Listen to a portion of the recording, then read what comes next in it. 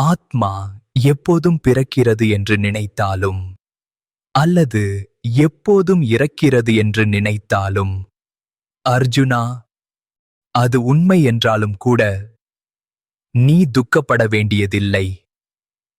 மகாபாகுவே, பிறந்தவனுக்கு மரணம் நிச்சயம், இறந்தவனுக்கு பிறப்பு நிச்சயம்.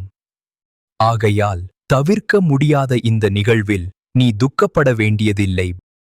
உயிர்கள் ஆரம்பத்தில் தெரியாது, நடுவில் மட்டுமே தெரிகின்றன, பிறகு மீண்டும் மறைகின்றன. இதுதான் இயல்பு.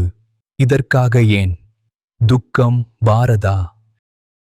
ஒருவர் ஆத்மாவை ஆச்சரியமாய் பார்க்கிறார், மற்றொருவர் அதை பற்றி ஆச்சரியமாய் பேசுகிறார், மற்றொருவர் அதை கேட்டும் ஆச்சரியம் கொள்கிறார்.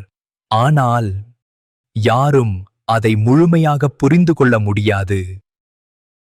உடலில் உள்ள ஆத்மா எப்போதும் மரிக்காது, அது நித்தியமானது. ஆகையால் யாருக்கும் நீ துக்கப்பட வேண்டாம் பாரதா. அர்ஜுனா, உன் தர்மத்தை நினைத்து பார். இவ்விதமான போருக்கு நீ தயங்கக்கூடாது. யுத்தம் ஒரு வீரனின் உயர்ந்த கடமை.